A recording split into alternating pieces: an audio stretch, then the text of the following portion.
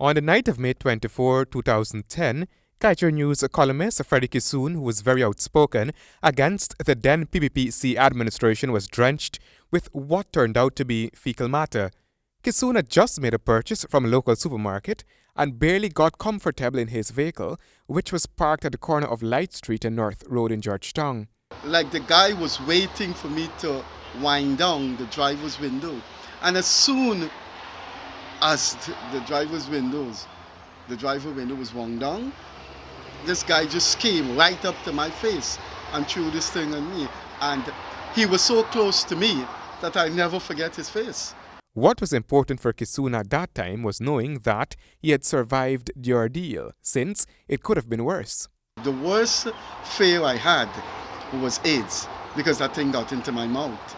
And it was feces mixed with all kinds of things. I don't think it was pure feces because I was smelling a horse and cow manure.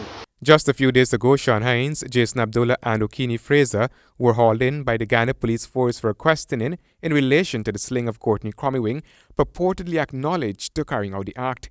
Kwame, who at the time served as information liaison at the office of the president, was said to have been listed as the mastermind behind the attack. They all have linkage to the People's Progressive Party Civic.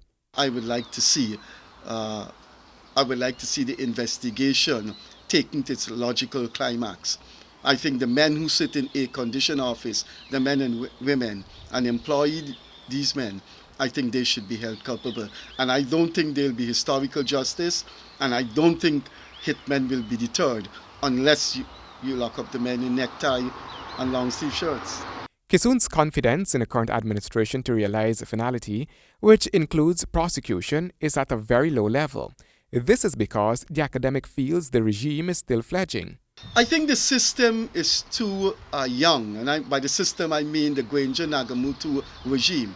I think it's too young for them to pursue these things, because they themselves may get into trouble, because the state, you forget Mr. Granger and Mr. Nagamutu are just two men.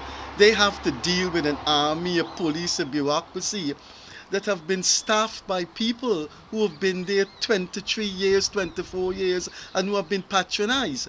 In August 2012, Kissoon was attacked outside Parliament buildings. Kissoon had just left a vigil outside Parliament buildings and was making his way to his vehicle when a man came up to him and began cuffing and hitting him to the head repeatedly. Handel Duncan, HGP Nightly News.